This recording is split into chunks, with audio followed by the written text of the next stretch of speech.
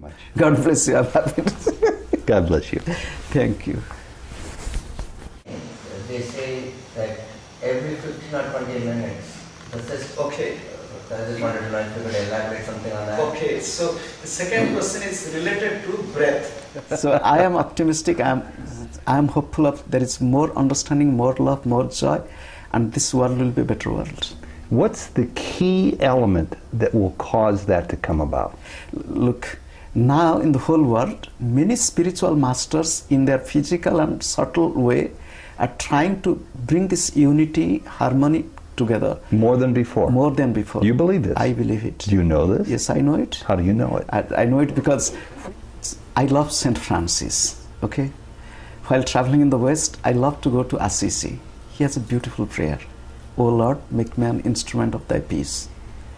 I'll be happy if people can just contemplate on this beautiful prayer, at least for a few minutes every day. It will help us a lot.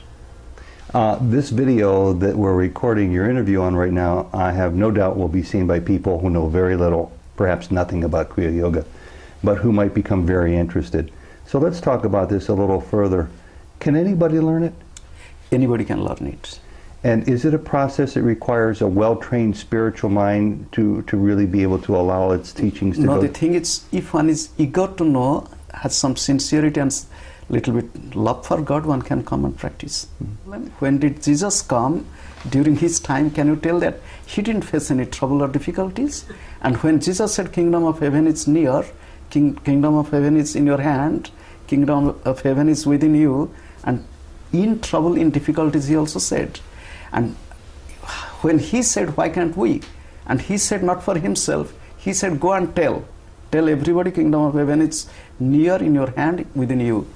So thing is, we have to tune our mind, turn our mind towards God, towards love. God is love.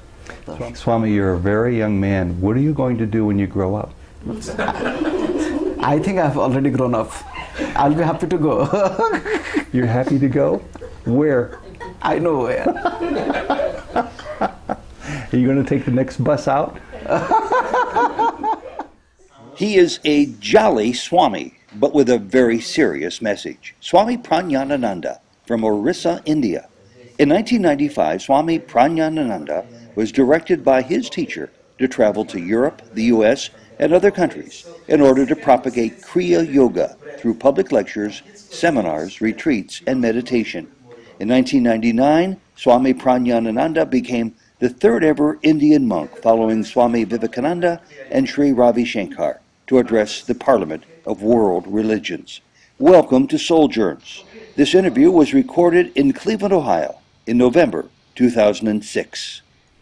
Swami Prajnanananda, good morning. Good morning. It's such a pleasure to have you here in our midst in northeastern Ohio.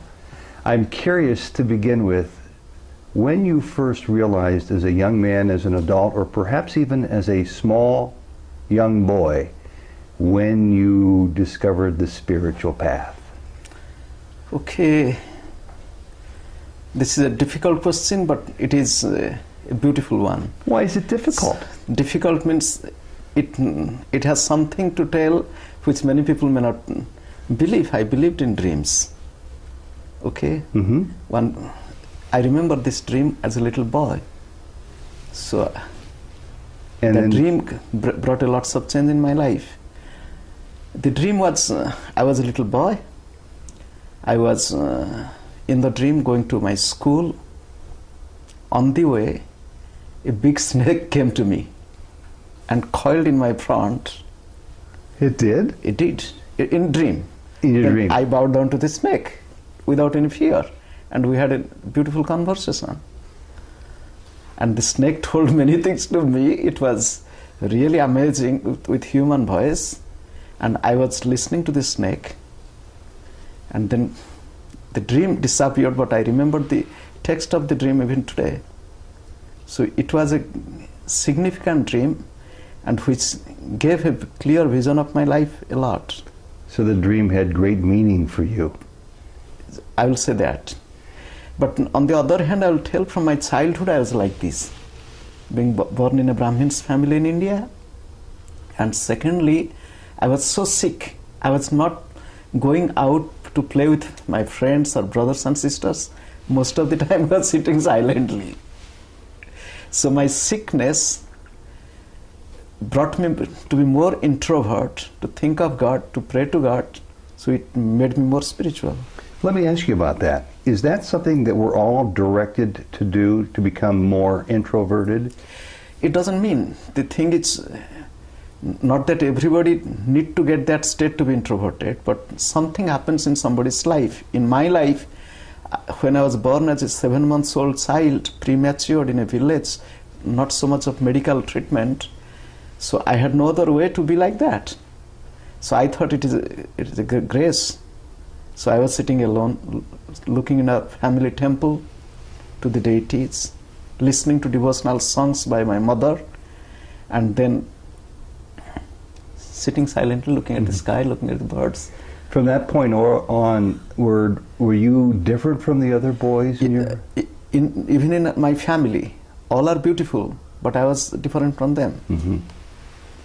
And what did you learn along the way that kept you on this spiritual path? Did you have more dreams or more insights or teachings? The thing is, I'll tell again, it was a grace of God in my childhood. From my childhood, I came in contact with many monks. They might be wandering monks, the begging monks, nearby monasteries, and at the same time company of my parents. And then I had many subsequent dreams. I'm a dreamer, but don't think that I just a dreamer. I saw that it came into reality. I love dreams. And then take us along that roadmap of how you then grew into becoming a young man when you started to find teachers that led you to your great teacher who we're celebrating here in Cleveland this weekend. Okay, so I'll tell you, in course of my life's journey, in my early teenage, I went to the Himalayas. I was about 15 years old, and the Himalayas not in the backyard. It was about 1,500, 1,800 miles away from our home. A long ways away. Long way, and during those days, communication was not so good. So I was in quest of getting really good spiritual guide. I was going and meeting many masters. But in course of time, I found my master as a college student. A college student? Yes, I met him when I was just 20. So a contemporary of yours, somebody perhaps even younger than yourself. About the same age? My master? Yes. No. Oh, you were a college student. You were in your 20s. Yes. Okay. I was a college student, and he was in his 70s. Mm-hmm. He was just like my grandfather. Mm-hmm. Do you remember, of course you remember his name. Can you share his name with us? Okay, the thing is, I came to know about him as a schoolboy from the newspaper. Okay. Then I went to meet him when I had the chance. As a college student, I was 20. His name was Hariharananda. People called him as Baba, Gurudev. People called him Swami Hariharananda, Paramahamsa Hariharanandji. Keep talking. So when I came to him as a college student, initially I didn't accept him that he's my guide. Mm-hmm. It took some time. He allowed me to be very close to him. I don't know what he found in me, but in course of time we accepted each other. What do you think he found in you? I don't know what he found in me, but I found a great personality, source of infinite love and wisdom. I'm going to guess from the expression in your eyes and your smiling face, perhaps he found a very open heart and a willing soul to learn what he had to teach. Yes, that's true. And we were having a very strange relationship.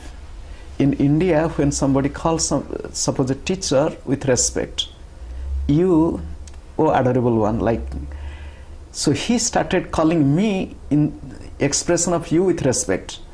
So I started calling him in third person, because when he is using you with respect, very informal, and so I said third person, how it's Baba. So we had a beautiful relationship, but very unusual. So how long did this period last? It physically lasted for 22 years. That's half a lifetime for a lot of people. For me, it was just like a day's or night's dream. And what caused it to end? Was his passing? His passing. So you presumably would have stayed longer. We expected, when I came to him, I knew he's 73, I'm 20. Most likely he will go before me. It was a common evidence. But we expected he will touch 100 years because his life was very, very disciplined and beautiful life. Now, he was a student of Sri Yukteswar. Yes. And so he knew Sri Yukteswar. Yeah, he knew Sri Yukteswar. Not only he knew Sri Yukteswar, he knew another direct disciple of Lahiri Mahasaya, Sanyal Mahasaya, Paramahansa Yoganandji. Another beautiful disciple of Yoganandji, Sri Yukteswarji Swami Satyananda. He was a great soul who came in contact with great Kriya Yogis of his time. And Lahiri had already predeceased him, I believe. I think he had already died before. Yeah, but he left his body in 1895. Yoganandji was born in 1893, and my Guruji was born in 1907. And the much fabled and famous Babaji, who had appeared to Sri Yukteswar, had he appeared also ever to your teacher? Yes, he appeared 2 times in a day in Korar Ashram, the ashram of Sri Yukteswarji. So I might narrate this story. He had a strong urge during those weeks, I should see him. So what he... Babaji? No, my Guruji. Okay. So what he did, he was meditating hours and hours long in the closed room. So while meditating with eyes closed, he felt the room is lighted and somebody has entered the room. He opened the eyes, he found one young monk, but with white clothes, standing and smiling at him. He said, "I'm pleased with your meditation." Before he thought of who he is or how did he come inside the closed room, Babaji disappeared. First he thought it is a hallucination. Second he thought it cannot be, because I have seen it in my own eyes open, I have heard the voice. Then he had few teardrops that I could not touch him, surely he is Babaji. So then what happened, then how he could know that he is Babaji, and he had a special room, very small. In that room he has his own personal deity, personal altar of Divine Mother, Kali. He went into that small room, closed from inside, looking at the Divine Mother's appearance and with eyes open and praying. He came, but I could not touch his feet. So then he closed his eyes and started meditating a little. Then he found somebody touching his head. So he opened his eyes and he saw he standing. He bowed down to him. He said, "My child, why were you so worried? I came to you, you saw me, then you are again crying. I'm happy with your meditation, you have a lot to do." Then he wanted to test him. In front of the altar, there was a plate with some fruits cut into pieces to be offered to the Divine Mother. Then he asked, "My child, if I eat from this plate some fruits, after that can you offer it to the Divine Mother, which is improper?" He said, "To me, my Guru is God, my Guru is Divine Mother. Even if you take fruits from it, I'll offer to the Mother, because Mother is love. She knows what love is." So he took 2 pieces of banana, put in his mouth, placing his hand on his head. Then he disappeared from the room without opening the door. So he told him, "Meditate for a while." So after some meditation, when he opened the door, outside the children of ashram school were playing. Baba asked them, "Have you seen any monk in this appearance?" But they said, "No, we have not seen anybody." So Babaji has come to many people. So what do these stories of apparitions mean to you? Are they used as a tool to strengthen your faith, or are they unnecessary in that respect? You look, in every religion they believe in, for example, angels. If you read of Christianity, angel came and appeared near Mother Mary. Similarly, there are many divine beings who are there present in this world. They come to us to guide us, to help us, to affirm, to confirm our faith and belief, and to make us stronger, to go further. So it is miraculous and wonderful world. But why are some people who are intensely on a spiritual path able to sip from this nectar and have these angels, these divine beings appear to them, and others, many others, are not ever in their whole lifetime? Okay.